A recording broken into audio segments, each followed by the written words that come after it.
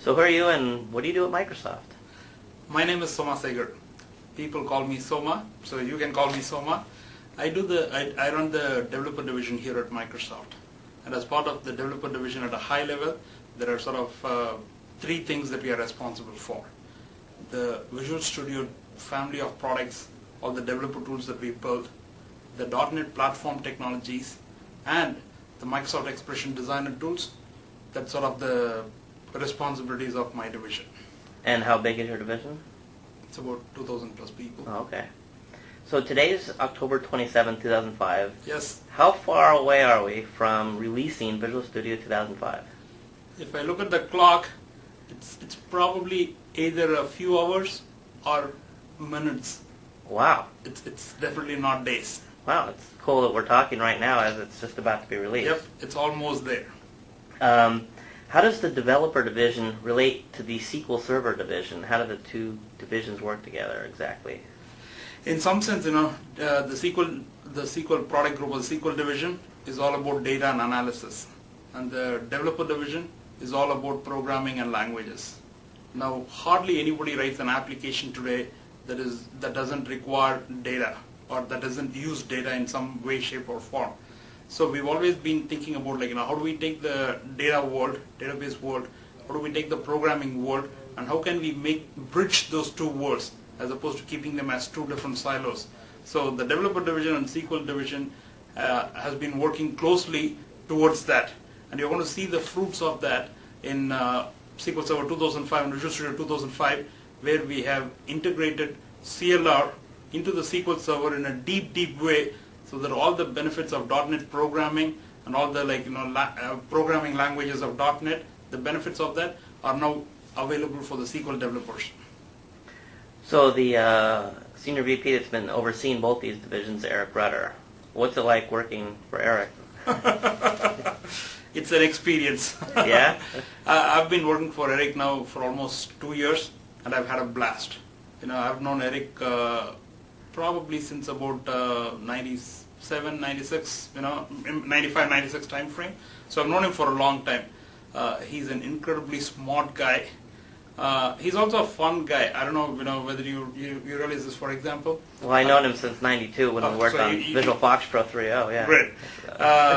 We were doing a sort of a video thing, a spoof on Star Wars for one of the internal meetings. Saw that. And he and I had a chance to do that together, and we spent probably a day doing that.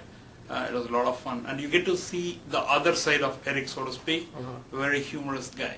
Yeah, a lot of humorous emails on occasion. Yeah. What character was he and what character were you? He did the Luke, and I did the Chewbacca. Is that what you're going to be this Halloween? I should tell you, I literally learned, I was practicing 2 days to try to get the growl. So, so we can call you Chewy? That was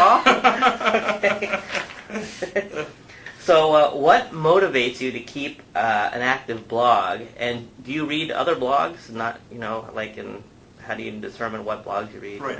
So there are two main reasons why I write blogs, or three main reasons I should say. One is, I talk a lot about community and transparency. I want to be a part of the community. I'm excited about making sure that there is a community for our products, for our technologies, but I want to be a part of the community. So to me, writing a blog and maintaining a blog helps me be part of the community. The other thing is, writing something down always helps me crystallize my thoughts.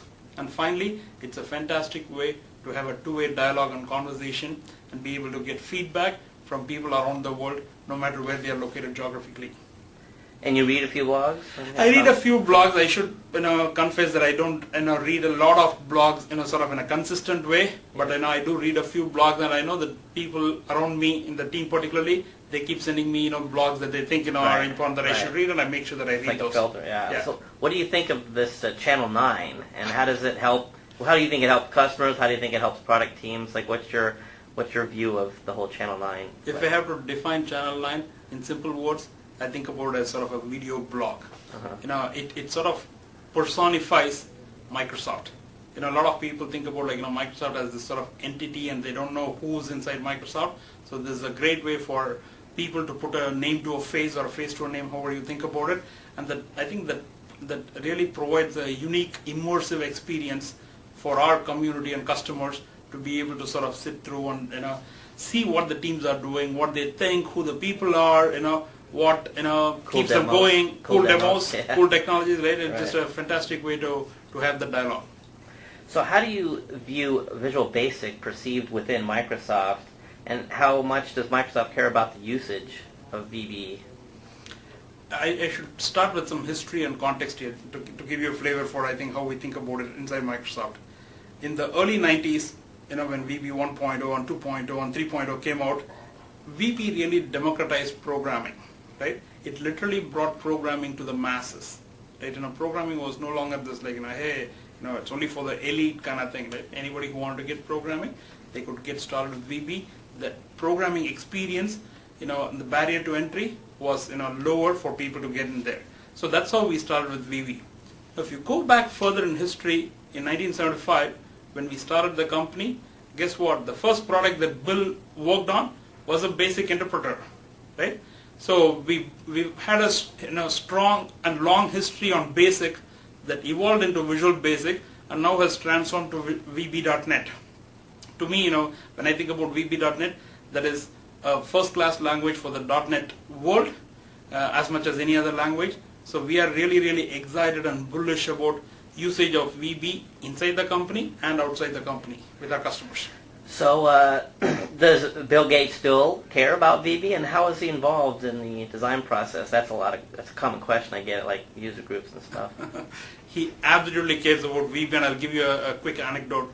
About 10 days ago, I had a chance to sit down and discuss with Bill how we are thinking about what we want to do with Visual Studio and everything that we do here post Whitby. Right, as we are getting done with Whitby, and I thought I'll sort of go talk to him about how we are thinking about it, how we are planning, and then get his feedback. And we talked about how we want to get data language integrated query support in VB, and he was super ecstatic about that. So he cares a lot about that. Now, I should confess and say that Bill hasn't threatened me that he's going to write something in VB in a while now. So I don't know that he's writing a whole lot of VB, No. but he does get very involved at a design level, at a technical strategy level, and gives us very valuable feedback. So you're saying he knows and cares about and has input on the roadmap. Oh, absolutely. Yeah. Roadmap on when we do what, on what things we should be doing, kind of thing. So does Microsoft use Visual Basic internally, and what kind of apps or tools are using VB within the company? We absolutely use VB inside the company, and there are sort of two places where I can call out where we use VB. One is a lot of our internal line of business applications that help us run Microsoft as a business, as a company. We absolutely have a variety of those applications written in VB.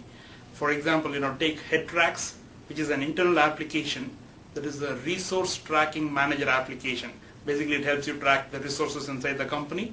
Virtually every employee in the company uses HeadTracks, and that's one of the first VB.NET applications that we wrote inside the company like several years ago.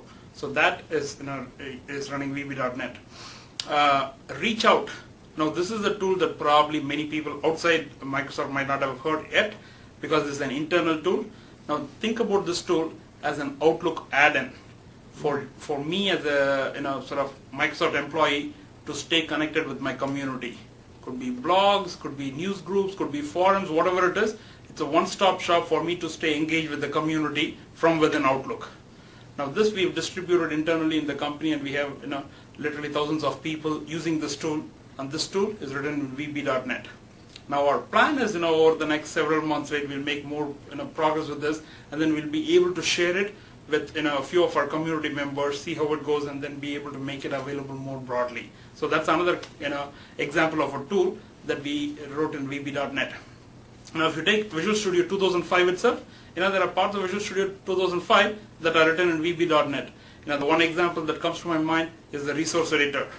Now this thing is written in VB.NET, so whenever you want to go edit a resource file, instead of just seeing it in raw XML, you have a visual designer, and that designer is written in VB.NET. So we do use VB across the board. Yeah, and one example I'll add is that how we're enhancing Visual Fox Pro for interop, it's going to be written in the upcoming version of VB. Right. So there's a lot of things like that. Let's see. So why does VB exist with multiple .NET languages? What are your thoughts about people approaching which language they want to use? And that's a pretty common question, Right. especially for people new to .NET. Right.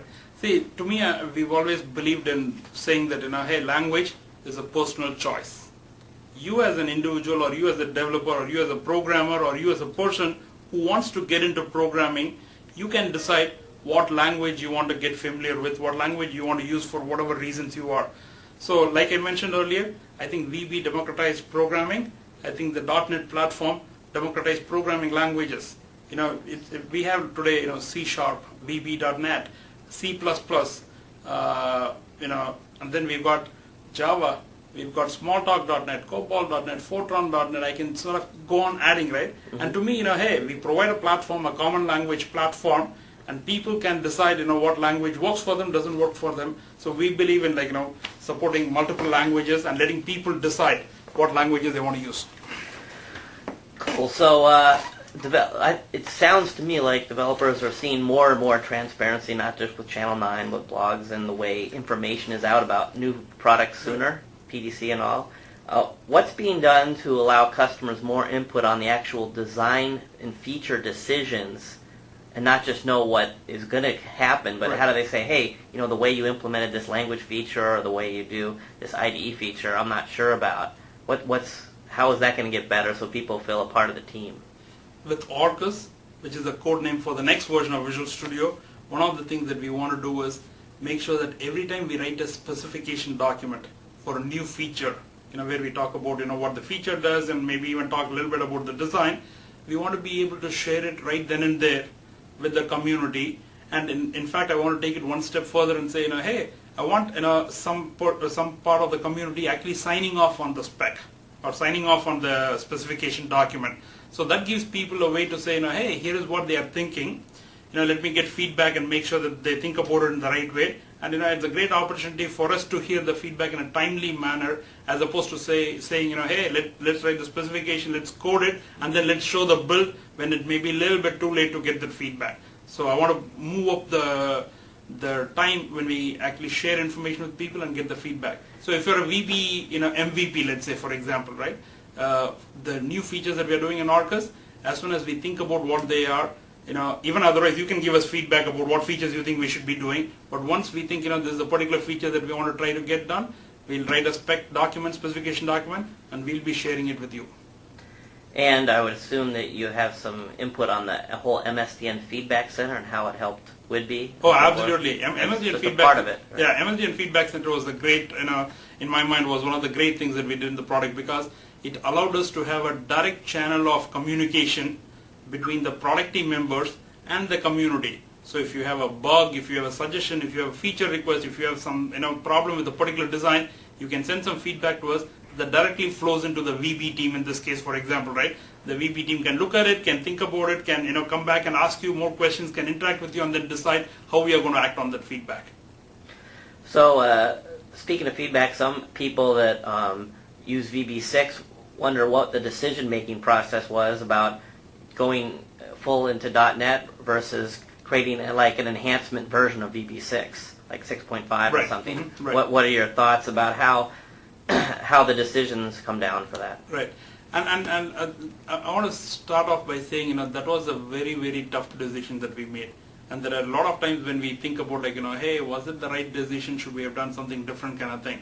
But if I have to sort of articulate the overriding principle that, was the reason behind why we made the decision for how we operated, it's like, we have a finite amount of resources, no matter, what we are trying to do, okay? I want VB.NET to be a first-class language and first-class citizen of the .NET programming environment, right? As much as any other language. I didn't want VB.NET, or we didn't want VB.NET to lag behind other languages.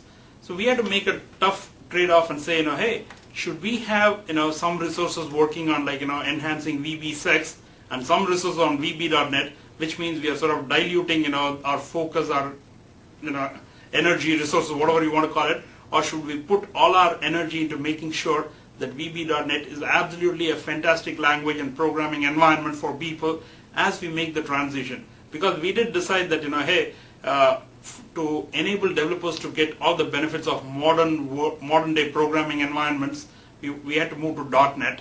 And once we made the decision, we want to make sure that we really did a great job with VB.NET on the .NET platform. And then there is a story for an interop, like the VB run part of the site, and so you don't have to move all at once. Absolutely. One of the things that we did was like, hey, you as a developer may have a bunch of VB6 code, and rather than asking you to rewrite everything day one, we wanted to say, hey, maybe as you're writing new parts of your application or enhancing some things, you can write it in .NET, while at the same time being able to use an existing VB6 component. And one of the things that we've added support for in Visual Studio 2005 or VB.NET 2005 is to say, you can have reg-free or registration-free, I guess, reg-free COM, yeah. Reg-free COM. You can have, you can use an existing VB6 component fairly easily if you're writing new VB.NET code. So we want to make sure that we sort of, let you take your assets and move them forward till you decide that it's time for me to redo the application or do other things. So is it true that the VB6 runtime will be included and supported with Windows Vista? Oh, absolutely. Absolutely. Windows Vista will have VB6 runtime. So if someone has a VB6 app, they upgrade to Windows Vista, the runtime's there, it's supported, and they move forward with the life cycle of Windows Vista. So that's it's right. VB6 runtime. As I said, there are a lot of people who still have VB6 applications or code, right? Right. Now more and more VB6 developers are starting to do VB.NET developers, but they still have a bunch of code. So we will support VB6 with the VB6 runtime in Vista. So one thing that VB developers care about, that any programmer cares about with the language they use, is the job market for that. How is the VS 2005 launch going to be related to awareness of VB itself? Like, can you talk about that? I should say one thing. I sort of use this opportunity to talk about this. One of the community members recently blogged. Particularly, this happened after the MVP summit that we had in Redmond a few weeks ago. The title of the blog, or what this particular portion said in the blog, I thought really captured the feeling that we have about VB.NET in Visual Studio 2005. This person basically said, hey, VB's mojo is back. Mm-hmm. To me, that sort of says that, hey, the excitement that we felt for a couple of years as we went through developing VB, people outside there are beginning to feel it, beginning to see it, beginning to get excited about it. So I do expect the job market, so to speak, for VB developers to only be even more increasing with Visual Studio as more people get excited about using VB.NET. There are three kinds of developers I think about. You may be a developer who's using Visual Studio 2003 today, VB.NET, migrating to Visual Studio 2005. You may be a VB6 developer making the switch to VB.NET in Visual Studio 2005, or you may be a new, sort of hobbyist kind of person wanting to get into programming. And I think the VB.NET experience is going to be fantastic. So I do expect more people using this language on the .NET platform. He could be a Java programmer ready to move to .NET. Absolutely, yep.